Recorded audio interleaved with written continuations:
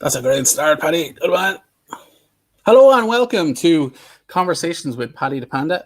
This is my series just discussing all things Irish with Irish content creators on TikTok and beyond. I'm really happy that you guys have joined me today. We're streaming live today on YouTube. We're also on Twitch as well. The handles and the information are below. My guest today is a wonderful man from Northern Ireland. He is my very good friend, Irish Moses. Welcome, Andrew. How are you doing today? Hi, are we? Are we good? Yeah, I know. I kind of feel like maybe I should have put up a subtitle option because, Oh, yes.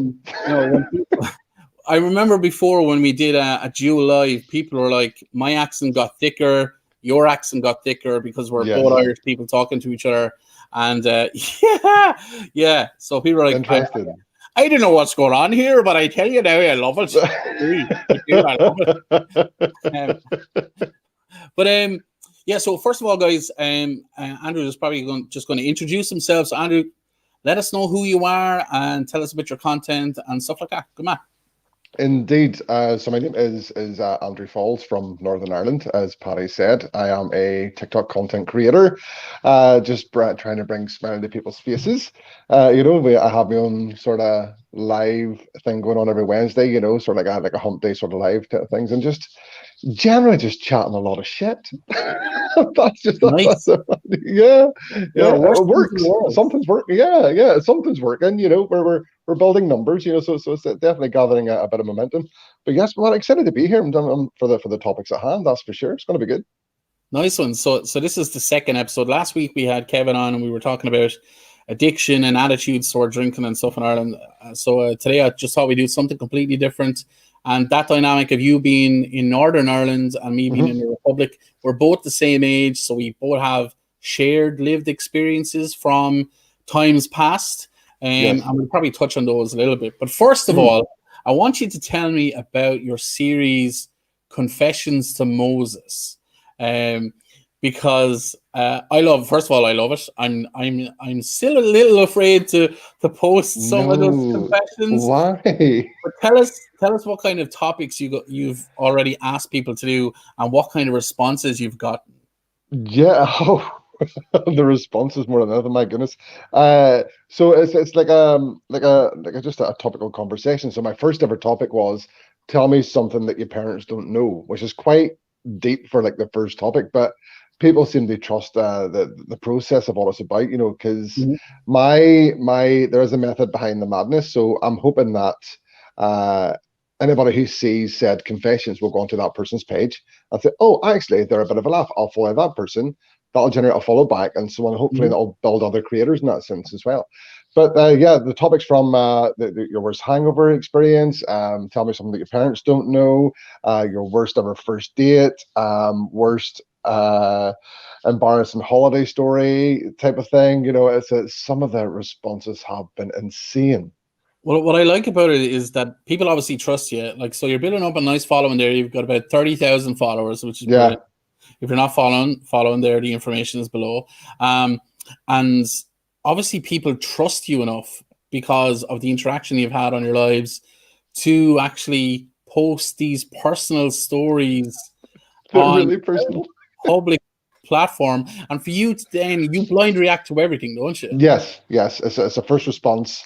Bar one video, because I couldn't actually, whenever it was being posted, I couldn't hear the sound. So bar one video, it is as soon as I see it, pause it, I blind react to it, and it is just real time expressions, comments, all sorts. It's just, the thing about it is, as you say, that they're definitely trusting myself and what I'm trying to do off the back of it.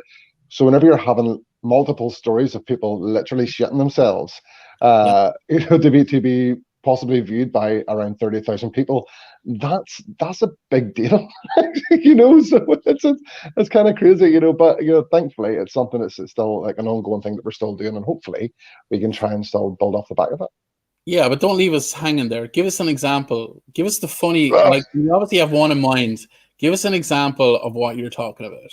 Well, I mean, one of the topics was like an embarrassing sex story where someone literally left someone with in cardiac arrest, and and they went to hospital. But the thing about it all was, because this was such a unique thing that happened in the ward, there were students learning about why this happened. So that her and said partner was in this room with like 30 students, just all taking notes about why the heart Yeah. was doing what it was doing, and all. It was bonkers. What position were you in when you first felt symptoms?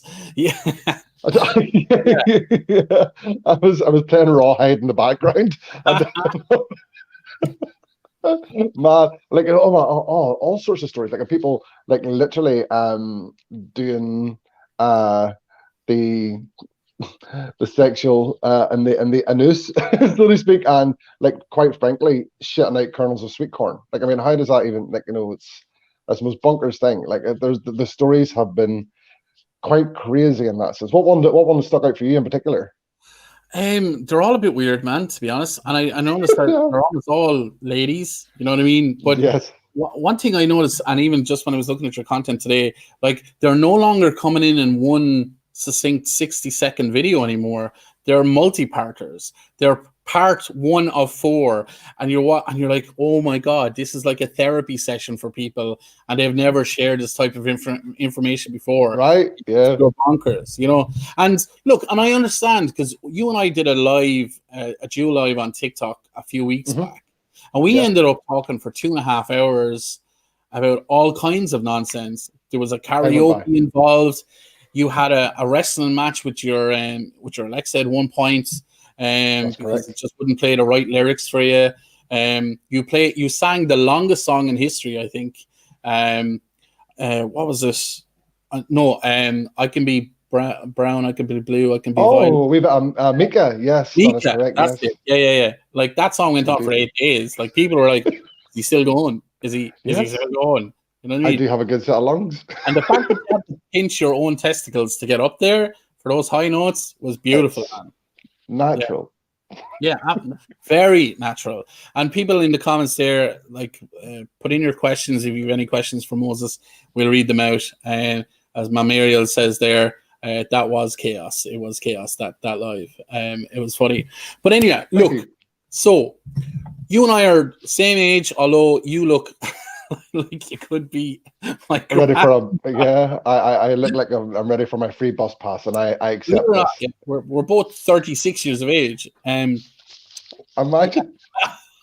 What I like about that is that you grew up in Northern Ireland, yeah, Yes. and I grew up in the South. So obviously there was a lived experience that I had in the Republic of Hmm. Ireland, and then there's a lived experience you had in the north of Ireland. So maybe tell us a little bit about your community, and maybe how the kind of feeling was around the troubles and the violence that was happening, but how it impacted maybe your life going to school, Hmm. etc., like that. Yeah. I grown up in a very predominant Protestant area. It was parliamentary run. Actually, it was I suppose really in many respects is what once we call like the ghetto. In many respects, as well, that sort of type of neighborhood. Um, uh, to be honest with you, the height of everything that was going on was mainly Belfast, Derry, Londonderry. That those were the two main cities that was really Mm. affecting the most. So where I come from, in a small town of Ballymoney, which is quite central, we were quite detached from lots of it. But there was, it's just like, you ever get that, like that eerie sense of like, you just know something could happen just at a snap of a finger. There was Yeah. always that, like there's just so much uncertainty. And growing up, it was very much so drummed into you. Like it was nearly like an education piece that you were a white Protestant man. You're growing up in this area. You detest Catholics. You do not like Catholics, and everything you do is for your fellow Protestant man. And it gets whatever you're being taught that for so many years, you really do start to get that sense of belief that that's how your life should be Yeah. lived. It's crazy. It's absolutely bonkers. It's and fortunately, I can honestly say, being like one of the 1% that broke away from that mold, me and my family, my sisters and stuff, I got broke away from that sense of things. So it's been quite fortunate in that sense as well. But as we just had like a brief chat about from earlier, it's never something that's never ever going to go away. I do think it's filtering out as time is progressing, but there has to be a time where it's like, you know what, guys, let's look at the bigger picture here. From the same aisle of the same country, let's be honest, we have to, where does that sort of stop I, this, I so. want to just give some context. So many people actually think that the Northern Ireland and the Republic of Ireland are separated because of the Troubles, because of Oh, Catholics and no. Protestants not getting on because of the Troubles. The Troubles began in 1968 and escalated in 1969 with the Civil Rights Movement, whereby Mhm. Catholic majorities were trying to get equality from Protestant minorities who controlled local governments, local housing, and your vote was tied to where you lived and the businesses that you had. So it meant that there was gerrymandering happening at that time, and there was a fight for equality. Now, there was a Republican nature to the Catholic side, and then the Unionists got some backup from the British Army over time, over the rest of the 70s. But Northern Ireland became Northern Ireland in 1922. In 1919, the Republic fought the Battle of Independence, the War of Independence, and then that ended in 1920. There was an agreement met in 1921 called the Anglo-Irish Agreement, where Michael Collins and co went to London. They came back with an agreement whereby Ireland would become a free state and it would have its own independent parliament, but that Northern Ireland would stay as part of the United Kingdom. And the reasons for that were primarily down to religion, but also down to the economy, down to land ownership. And there was factories like Harland and Wolff, who built the Titanic, Yeah. were in Belfast. So it was a really economic centre for Britain still at that time. The Republic of Ireland were okay with that agreement at that time because they thought over time we'll negotiate to get the rest of it back. And unfortunately, that just never happened. And in No. 1947, Ireland became its own independent country and republic then with our own constitution. So many people really think that what happened in Northern Ireland was Protestants versus Catholics, and it was, but that wasn't the reason why there's a border there in the first place. So from my perspective, down in the Republic, I understand what you mean with this whole intrepidation. We were kids at the time, in fairness, but we were always worried about the news. Another bomb went off, and the IRA and unionist groups were attacking each other all of the time. There was bombs going off in London, Manchester, Dublin, Belfast, Derry. Every single day you turn on the news, there was another murder, there was another death, there were more innocent people dying. And I remember just being terrified, but delighted that I was because I grew up in Wexford in the southeast. So I was, at least 4 hours drive at that time away from any kind of danger. But we never thought of ourselves as being better than Protestants or people from Northern Ireland. And there was plenty of Protestants in my neighborhood. There was no hatred between us at all. And at that point, the extremes of both sides had taken over and it became terrorism rather than, a civil rights movement or an equality movement. So, was there an element of that? Can you remember Catholic boys in your school or in your neighborhood? Was there any kind of issues from your age with those guys? Yeah, there wasn't really any issues. The town that I was from did have a Catholic school. There was a chapel there. All the rest of it. And we got to know people around my age as we grew up. Through youth clubs and stuff like that. And still to this day, we still talk. And they're the most loveliest people. But but there's always the select few. They just won't let it go away. And I think that's definitely the education piece from the parental side of things as well. Having grown up in the said estate that I grew up in, there once you see the other kind, as it was called, that in that sense, from my hometown, you definitely did look at them in a different light, which is not ideal, but and the same likewise, whenever we played rugby matches or played soccer, football, things like that, there was definitely that bit of a hated element because you definitely would have seen the hatred in their eyes as well, and it's but the thing about that, but that's just, you'll always notice things whenever these types of conversations are happening. Like it's always, oh, well, but my mum told me this, and their mum told me that, and this, and, it's always saying it's always going to be filtered through the generations. Like, but growing up, I have to admit, given the area that I grew up in, it was still pretty chill, if that makes sense. That there always, as I say, there's always that little element of what the hell's going to happen next. But generally speaking, it was kind of okay, in many respects as well.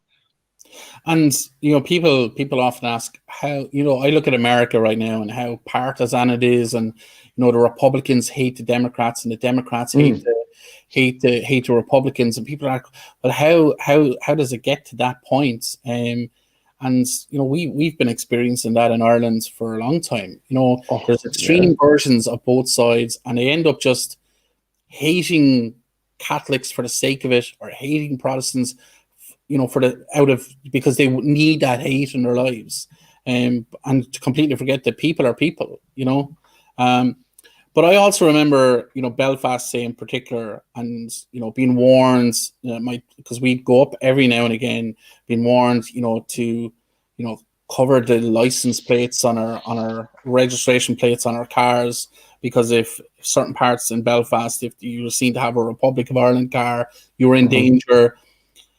That's a little bit about that in terms of the different areas of Belfast. There's murals on the walls. Maybe talk about the murals just a little bit, because there are some places where even today you just can't go down if you're either Protestant or Catholic. Well, yeah. It's the thing about it is, like being in Northern Ireland as well. Whenever you see the murals, you can literally turn from one corner of a street to another corner, and you'd be in a different area of Belfast within a blink of an eye.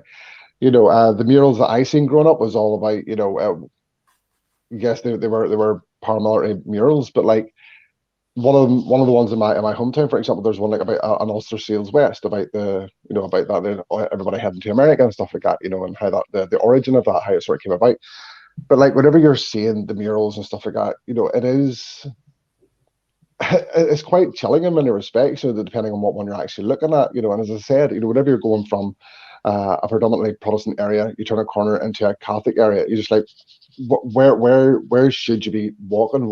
What should you be saying at any given time in Belfast? I can also say you just really have to be careful who you're talking to, because you've been to Belfast quite a few times, right? So you probably know this for yourself. It's like you just, especially if you're getting into the depths of Belfast for the mural side of things, about how they are in many respects promoting that you are part of said faction. You will always be part of that faction. You're going to hate.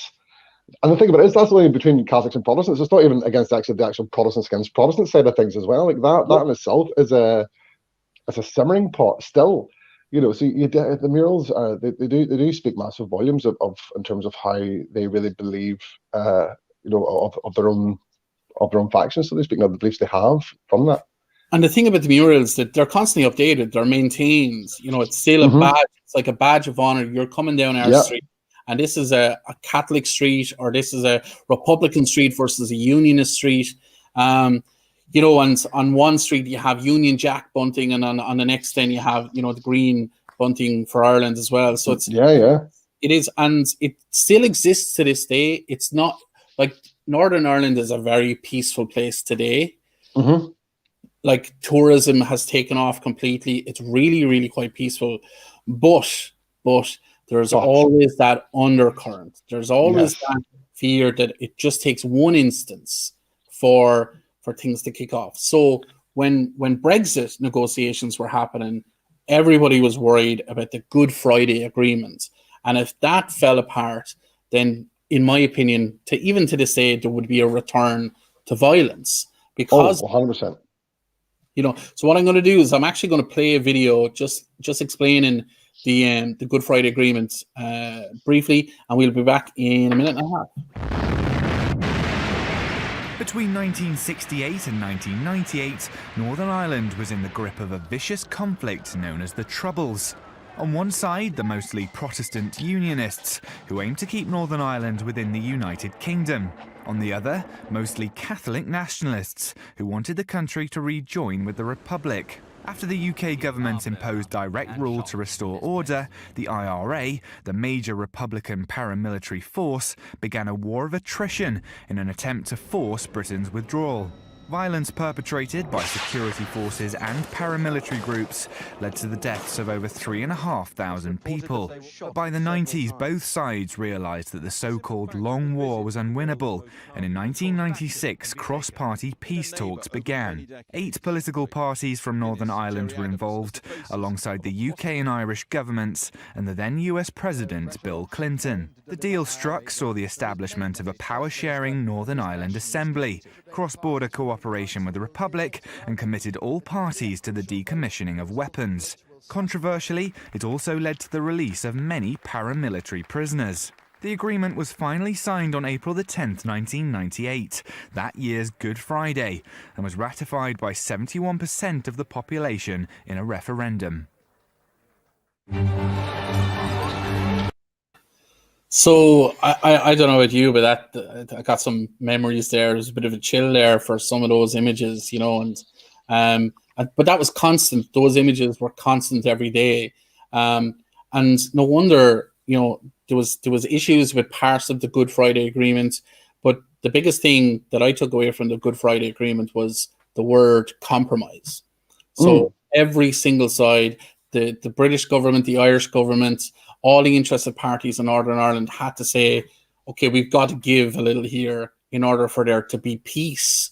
And even after the Good Friday Agreement was signed, there still wasn't peace just yet. We needed to wait a few more months for that to happen. But I mean, the reason why I got into politics in general was because of that Good Friday Agreement, because Senator Mitchell from Maine in the UK, Bill Clinton, their participation in that agreement sparked an interest for me in their country, and that's why I got really interested in that from the age of like 14.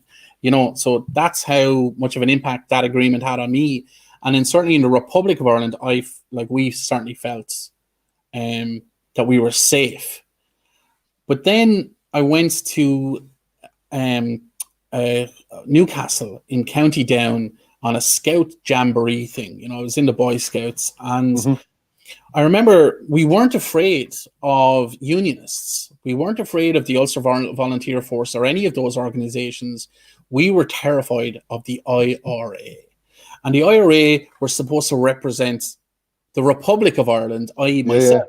But we were terrified because at that point, by 1998, they were very much a terrorist organization.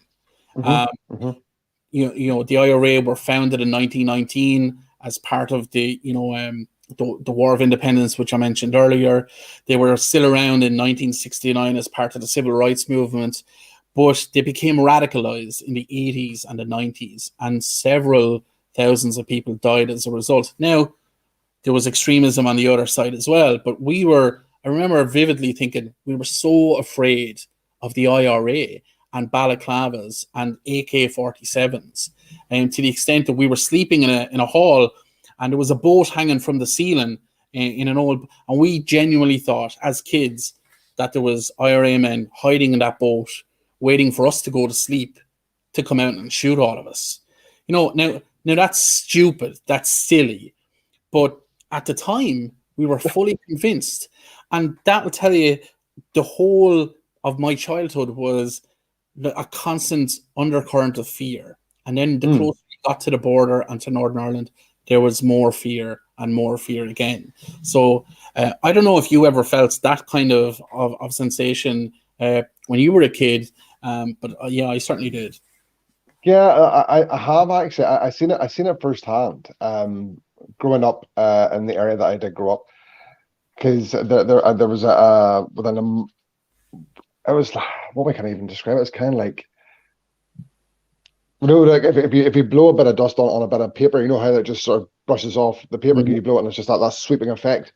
Well, the area that I used to live in was predominantly Ulster Volunteer Force, and then within days and days, the Ulster Defence Association came in and just like swept everything out. There was like mass riots happening outside of my front door, literally seeing people out of my front garden getting beaten with batons and all sorts, you know, like they have that was that was probably the first time I really experienced true fear. Just knowing, like, were these people going to invade the house? You know, what was my family going to get hurt? Was my sister's going to get hurt? But within days, it was just like this eerily quiet nature of just how life just was all of a sudden. Like, you know, honestly, it was like within days, man, I remember them all running by the house, and they're trying to hide and under over like in my garden over the fence, and the other set of fences they trap these guys in the middle of the street and stuff. Absolutely bonkers, you know. And for probably years after, like, everybody kind of thought, right, this happened, when's the retaliation coming? You know, Yeah. you know, there's just that. So that, I think I just really puts Northern Ireland and general, just going, it's always going to be a simmering pot. There's always that little bit of something. When is that one thing going to happen that's going to get put into the pot that's going to let it just boil over again? There's just always waiting for something else to happen. Word retaliation, because every single time there was an instance of, whether it's the Unionist side or the Republican side of the Troubles. I'm generalizing with those two words, by the way, because there's lots of subsections and different groups at play here. But anytime you heard that there was an attack, you always knew that there was going to be a retaliation. There was never you always knew that if it was reported on the news, it was only half the problem, because the other half was going to be reported the following day. You know what I mean? And sadly, you know, the IRA and Sinn Féin and organizations call themselves, they were soldiers of a war. But by the 80s and 90s, they weren't. They were literally terrorists. So, like, if you're in war, you fight the opposition. You don't drive to a random village and blow up random people who you've never met and who you don't know. And that's right. The difference. And to those people watching, you know, we looked on at what happened in the US in Capitol Hill on January 6th, when there was a terror attack on their institution, on their Capitol Hill. And people think, oh, that's a one-off scenario. But because there's been no repercussions, we thought that the actions of the Long March in 72 or, you know, Bloody Sunday were isolated incidents. And that turned into a 40-year conflict that needed the help of 27 different countries to help and create a peaceful scenario. And even now, it's just temporary. So America needs to be very careful, because right now, that tension between Republicans and Democrats reminds me of that tension between Protestants and Catholics and the organizations that they belong to. And it's just fueled with hate and resentment. And there's no real open minds there. I want to play, again, another clip here. And this is Omagh. This is what happened at Omagh. And this is when I think of the Troubles, this is the most vivid memory that I have of Omagh, which is where a village in Northern Ireland where 29 people were killed. So I'll just play the video and we can talk about it afterwards. 20 years ago today, the town of Omagh in Northern Ireland witnessed the single worst atrocity of the conflict known as the Troubles. This week, survivors and their families gathered to remember the 29 people and 2 unborn children who died. On the afternoon of the 15th of August 1998, an Irish television station received a phone call telling them that a bomb would explode outside the courthouse in Omagh in 30 minutes. The police were informed, and they quickly began evacuating crowds of shoppers, many there for the town's annual carnival. Hundreds of people were shepherded towards Market Street, the real location of the bomb. At 3:10, 500 pounds of explosives detonated inside a red Vauxhall Cavalier parked on the roadside, pulverising surrounding buildings. The nearby County Tyrone Hospital was overwhelmed, with over 200 casualties needing treatment. Suspicion fell on the real IRA, Republican dissidents who felt betrayed by the pursuit of a peace process and the signing of the Good Friday Agreement in April that year. The attack was condemned by all political parties within the new Northern Ireland Assembly, and British Prime Minister Tony Blair said that the bombers would be pursued to the utmost. We've got to do everything we can, and we will, we will do it to root out those people responsible. But in the 2 decades since, none of the bombers have been convicted. Last year, relatives of the victims announced they would sue the PSNI's Chief Constable George Hamilton for failings in the police investigation. And they are also seeking a judicial review over the government's decision not to launch a public inquiry into the attack. So yeah, just thinking about that again, and I mentioned that the word terrorist organization, and that's a tactic that terrorist organizations to this day around the world use. They corral people into a particular area after warning about a bomb elsewhere, or they'll set off a bomb in one place, and then a larger explosion will happen as volunteers and those who were there to help come in to aid them. So like that's classic guerrilla warfare. That's terrorist activity. And 29 people died, and one woman who was pregnant with 2 kids, with twins, died that day as well. And that's an old clip, obviously, because that was back in 2008, 13 years ago, and there still has been nobody prosecuted for that. And the frustration is real, because even Bloody Sunday, famous for the U2 song and a few other things, when commissions are launched for these things, almost always stuff is swept under the rug, and there's no real justice. And unfortunately, that fuels resentments for the next generation who weren't alive during the Troubles, who weren't alive during any of this, but they now have this reason to hate as well. They mightn't fully understand it. And in my mind, those people are more dangerous. Like, do you see that with younger people now, that they have these kind of attitudes about, religion or about the Republic that maybe is a little bit dangerous? Yeah. I mean, you definitely don't see it as much. Definitely not. Having grown up, as you said, like us guys, being kids of the 80s and 90s, going through 2000s and seeing it now. And me personally, it is something that is definitely being more and more filtered out in that sense. The only I used just to call them like part-time Protestants, because they only used to come out this one time of the year for the marching season, we have our celebrations and stuff. So whenever you see that the new age kids coming out, all of a sudden joining the band parades, and they're joining the band parades, and they're joining because they think it's a cool thing. That's the thing. It's a cool thing. It's not because of the historical nature. Then, because it's a cool thing, they get drummed into the fact, okay, if you're joining this, you hate this. If you're joining that, you're going to hate that.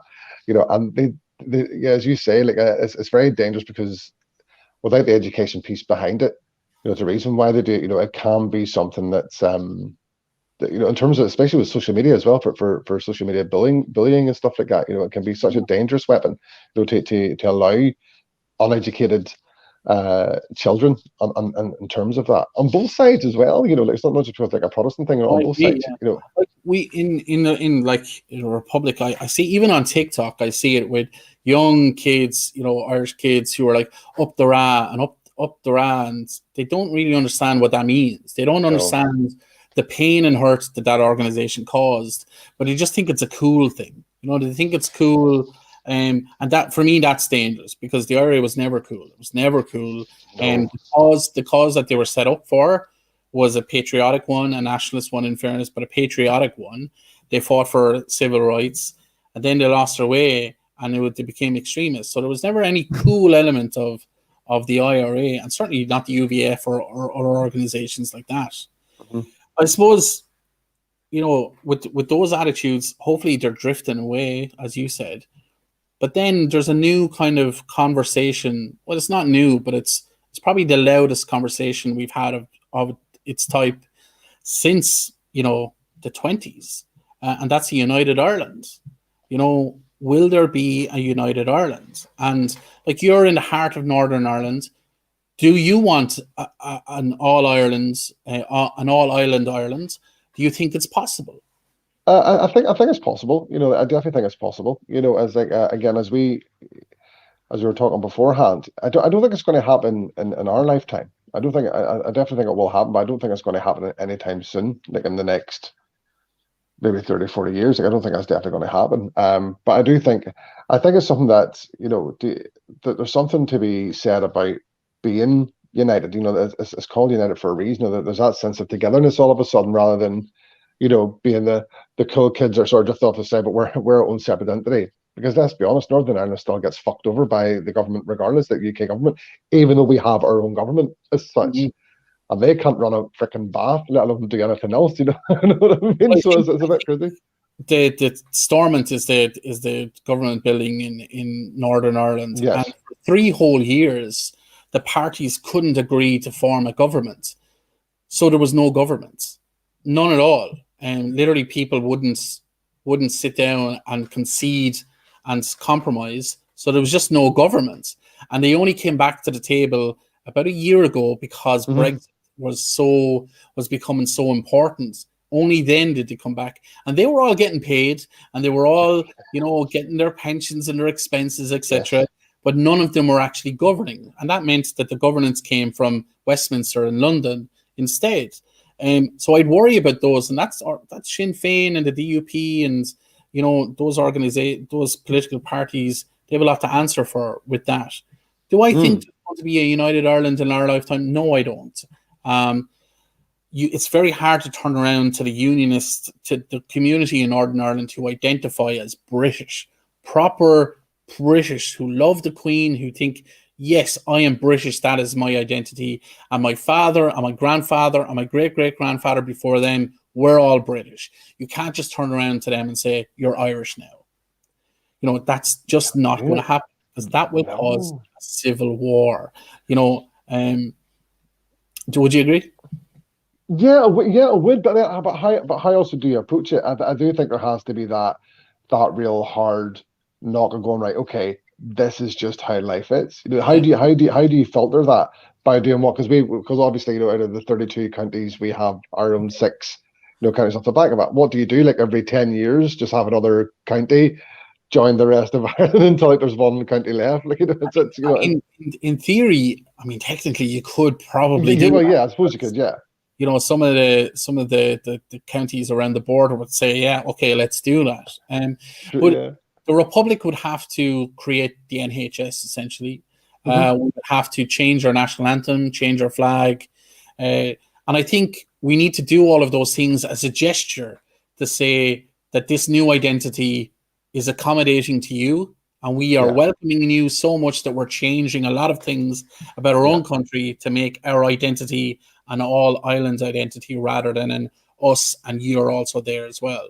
But it takes time. When it happens, there's definitely going to be it's definitely going to spark a massive riot.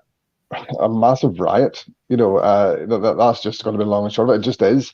But there's just never going to be an easy way around it at all. So patriotism exists today, even though. And we'll just talk about Brexit briefly for a second. Brexit has happened. And for those of people who don't know, 4 years ago now, Article 50 was a referendum on Brexit. The United Kingdom of Great Britain and Northern Ireland voted to leave. There's a bit of background there, isn't it? Just put your earphones in again, will you? The battery's just went really I'm like 5%. I didn't realize my battery wasn't. Do you want to grab your charger quickly? Do you want to grab your charger? What's this like? Do you want to grab your charger quickly, or I have the charger in now. Okay, no worries. Yeah, it's just the sound has gone a bit wonky. Sorry. That's okay, buddy. Can you put your earphones in at all, or? I don't have a 3.5 volt. Okay, no worries. That's okay. Don't worry. So Brexit, anyway, I'll explain what Brexit is. So Brexit is where Great Britain and Northern Ireland left the European Union. They decided that they wanted to be more independent, and because of that, they cut off all contact with Europe. But as part of Brexit, Northern Ireland still remains part of the customs union, and technically for the next couple of years, Northern Ireland stays under European Union rules and regulations until they can come up with something better. It's a real shit show, and it kind of tells me that Westminster don't really care about Northern Ireland. In fact, politically, they'd be happy if Northern Ireland was part of the Republic of Ireland and they wouldn't have to worry about it. But again, that must be a slap in the face for those people who identify as British. And it hurts your economy as well, you know? As you rightly called it, it's an absolute shit show in that sense. Like, you know, we're just being left in limbo. You know, there's this pull of like the United Islands sort of sense. Are we going to treat that? You know, we are identifying as British, but we're not really wanted in that sense. You know, there is that push now going on. I just don't understand. Still to this day, why have we not been a solution? You know, like we're in a day and age now where I'm very, very lucky as someone who's living in Northern Ireland to see, in terms of our Catholic Protestant divide, is filtering out, as we did say from before. You know, in terms of us being a nation, of how we're being treated, you know, by the British government, by our own government. Yeah. You know, even excluding the fact of how we're going to try and integrate into Ireland, there's just still a lot of uncertainty, and until someone actually just goes, right, okay, enough's enough. Let's just put some sort of, who's going to show their hand first? Yeah. That's it. You know, whenever that happens, okay, you've got that. Okay, then we can maybe do this. Then hopefully we can build some momentum off the back of that. So, like, it's all very serious there, but I want just to remind people who are watching, like, Northern Ireland is one of the most beautiful parts of the world. There's so much beauty. The people are so friendly. Things are different now. There's an undercurrent, of course, but tourism equals jobs equals a good economy. So people are very friendly. You know, Game of Thrones was filmed in Northern Ireland. There's, you know, the Titanic Museum, and there's lots of other things. So I'm going to play a quick video of like the top 10 things to do in Northern Ireland. And then when we come back, we'll talk about what it means to be Northern Irish or what it means to be Irish, etc. So let's take a look at that. Un momento. Please hold.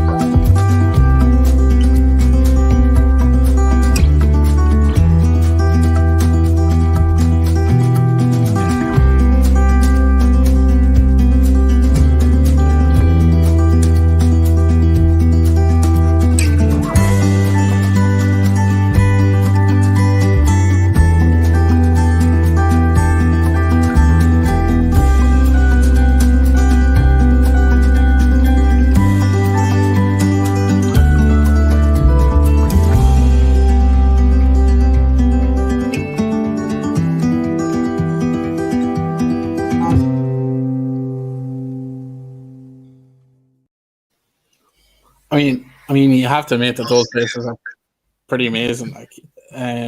So those places are wonderful, and many, many more. And you're in, like, the Giant's Causeway is just, you know, it's in your county. You're just yeah. It's like, you know, the likes of the Giant's Causeway, the Rope Bridge, the Dark Hedges, you know, the likes of the Giant's Causeway, the Bushmills Whiskey Distillery, you know, which is also a good one as well. To have that at your doorstep. I mean, we are very, very lucky. We are a very, very small country by all stretch of the imagination, but like what we have on our doorstep is just absolutely beautiful. It just is. You know, like I do still maintain we have one of the best coastlines in the world. You know, for the size of our country, and it shows in that clip as well, and what we have here. You know, there's a lot to be said. And that's just coastal stuff. There's lots of stuff inland as well. You know, there's a couple of things here, questions here that will they be able to get it figured out with the EU, or do they risk having a hard border? There can't ever be a hard border. There won't ever be a hard border. And for those of you who, it's not the Irish border with Northern Ireland, it's the British border. The Irish border is the sea. So we make a point in just clarifying that. But there won't ever be a hard border. Things will change in order to facilitate that. The issue is more of an economic one with customs and trade at the moment, and Northern Ireland getting left behind. There's another one here. This is the only time I've had trouble understanding either of you, not only because of Irish Moses' audio glitch, but typically when Irish people are talking to each other, the accent gets a little bit thicker, and even the way I said thicker there, that's the way it is, yeah. And so I'll just G-Fly is one of my moderators, and she's been to Northern Ireland many times, and she's fantastic. She loves it. And just the last one, Rebecca is here again. If I won the lottery and decided to be 100% selfish with the money, I would move anywhere in Ireland and invest the rest of the money in supplies and just paint. That'd be amazing. Myself and Moses, I think we both have a spare room. So over you come, belt away, no problem whatsoever. We're ready, with open arms. Yeah, absolutely. So Moses, tell us then, right? Okay, I'm very passionate. People in my lives, and I'm very passionate about politics and things like that. And I'm very passionate about my own country. Very passionate about Ireland, and I post videos every single day of me driving around the roads and the green of Ireland, etc. And if people ask me just to explain Ireland in a word, I'd probably say community, because everyone comes together in times of stress. Like with COVID, we're all part of a community, and we welcome outsiders with open arms. I know there's issues, with immigration and stuff like that, but generally open arms. We're the friendliest people in the world. So community kind of embodies that, and I will protect my community, and I will speak up for my community, and I will make sure my community is the better for me being in it after I'm gone. What does it mean for you to be Irish? Yeah, whenever you say community, I know on the to be Irish, the one who's from Northern Ireland. What does it do to be Irish? I see what you did. No, what it means to me to be Irish or Northern Irish or British, or whatever you want to look at it. Whenever you say that the community, there is always going to be that sense of, I suppose, on the same token, togetherness. Like in times of strife and in trouble. No pun intended for said topic, but like it's there is always going to be, like, it's funny, like for the rugby from earlier, like they do sing the song shoulder to shoulder, like, and I do think whenever we have that element there, as a community, or that sense of togetherness. And the lyrics are come the day, come the hour, come the power and the glory. We have come to answer our country's call, the 4 proud provinces of Ireland. And that includes Ulster, which most of Ulster is Northern Ireland. And it's funny, isn't it, that the Irish rugby team is the only team that has both Northern Ireland and the Republic of Ireland represented under the same jersey. That's right. Team. And you might think, well, if they can do it, why can't it happen across the board? Of course it can. So togetherness. That's what you think. Okay. Yeah. Tell me this: what do you think the rest of the world thinks about Northern Ireland? What do you think the biggest misconception or conception is of Northern Ireland? They all think we're a bunch of alcoholics. That's not unique to Northern Ireland. And based on your lives, buddy, I tell you, you don't do that any justice. Definitely not. No,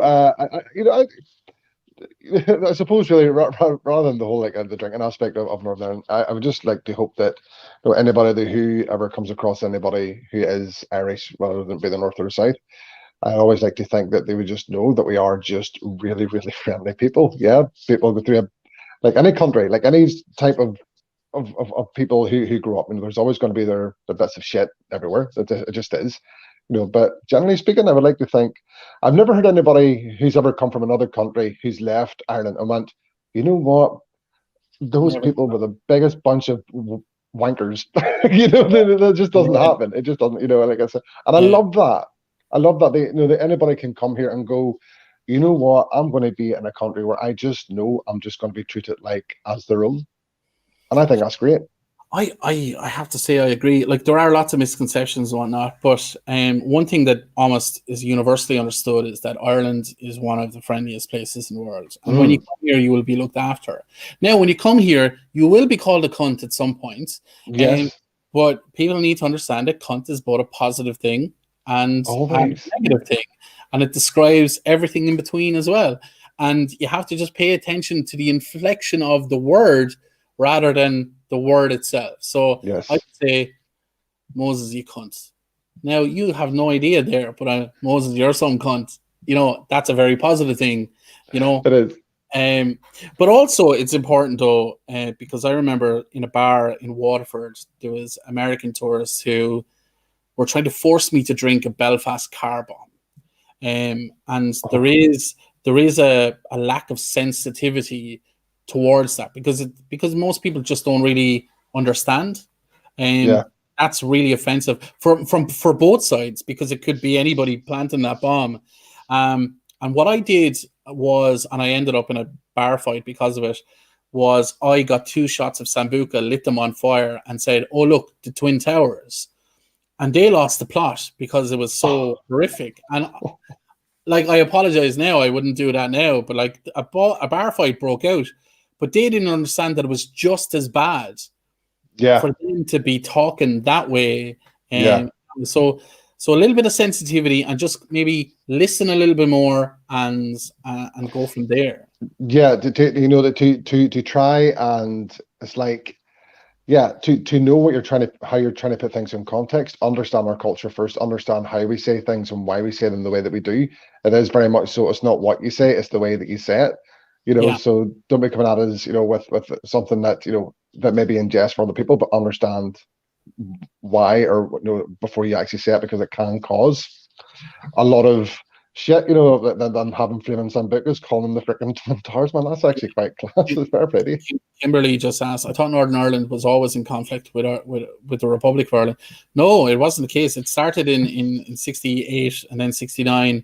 But prior to that, we were invaded multiple times with the plantations, and Ulster in particular was planted in the 17th century by Mary Queen of Scots, and lots of Scottish landlords were placed in Northern Ireland at that time. But there was no conflict between the people themselves, because it was mostly Catholics at that time, but there was an influx of Protestants who were very wealthy who owned the lands and then kicked Catholics off the land. But that's not the reason why the Troubles happened. It's probably one of the reasons why resentment started. But the Northern Ireland only became an official separate part of the island in 1922. So it was never fully the case. People don't even know Northern Ireland exists and think all Irish people are from the Republic. Yeah, I'd agree with that. What do you think, Moses? Yeah. No, like no one ever says, whenever, like, even, my goodness, even people from England would call Ireland, no matter what part you're from. Yeah. There is, because it's like Korea, North Korea. Do you know? Ireland, North. There is. It became very evident during the Brexit talks, where you watch these interviews on the news in the UK, and it's like, why don't the Irish just stop playing silly buggers and just rejoin the United Kingdom? And they just don't understand that we're a separate Republic of Ireland. We're part of the EU, so we're never just going to go, let's rejoin the United Kingdom, because we never wanted to join freely in the first place. So it's different. Kimberly again there is saying, I thought the border was still a violent area based on history. There's still tensions. There are still tensions, but violence in terms of the ceasefire, violence in terms of the Good Friday Agreement doesn't exist in the same way. There are still groups who represent nationalist agendas and Republican and Unionist agendas, but they're currently not shooting rockets at each other. Which is definitely a plus. That's a positive. Always a plus, my good man. Always. I always find it funny because Irish people we're all mammy's boys, especially like men anyway. We're mammy's boys really, and I just find it sometimes, when you strip things back to its purest form, like, you're in a different part of Ireland, you're technically in a different country, different religion growing up, different perspectives, but our mammies were probably the exact same. You know what I mean? Clip round the ear, Exactly. spoon. Oh, whenever you know what the thing that still to this day gives me the freaking chills, man. Like, there's just some days whenever growing up, whenever you heard the top drawer opening, if you done bad, and Yeah. you hear that, you hear the rattles of the cutlery, you go, oh fuck. you just know that's The, fear. That is fear. the wooden spoon was the tool for Irish mammies to just put manners on you, and they'd give you an old slap across the hand or the arse or whatever. But I remember my sister buried the wooden spoon in the back garden because she was so afraid of it. And she was only about 3 at the time. But we convinced her that was then going to grow into a wooden spoon tree. Oh Um, no, that's amazing. But she didn't talk then. She stopped talking for about 10 days. Wouldn't talk, Wow. refused to talk. Such was the psychological damage. And she's only 3. So my mom had to bring her to the doctor and go to a specialist. And then it turned out that we just traumatized the girl but she was so afraid of the wooden spoon growing into a wooden spoon tree and my mother having more access to them that she just stopped talking, became nonverbal. That is mad. Such is the power. The power of the wooden spoon. I'll tell you now, it could, conjure up lots of great dishes, as a utensil. But by Christ, that will put the fear into you. I'm not fully convinced yet that for the Good Friday agreements, when they were all in that room trying to negotiate, that there wasn't 40 or 50 Irish mammies and Northern Irish mammies standing Could you behind imagine? with wooden spoons saying, sign your name to that paper now, or you'll get a rap off this. Oh, you can imagine like the big pinafores on, and like they're all standing in the wings just with their hoods up. Now, lads, come on. Like, have you ever seen the movie My Left Foot? Oh my, years ago. Yeah, it's like that version of like the Irish mammy is the Irish mammy that we all think. You know what I mean? A bit of soda bread. They still exist, depending on what part of the country that you're in. They are still as in particular. Yeah, absolutely. Oh, they're still there. Like I'm probably sure there's one even across the road where I'm living right now. If I looked hard enough to say it right, just the fact now that I think about it, we were reminiscing about the Troubles and the terrorism in Northern Ireland and Republic and all of that. And actually, the thing that probably scares the two of us most is the wooden spoon. Wooden spoon. That's honestly, we've talked more in depth about a kitchen utensil than we have done about the.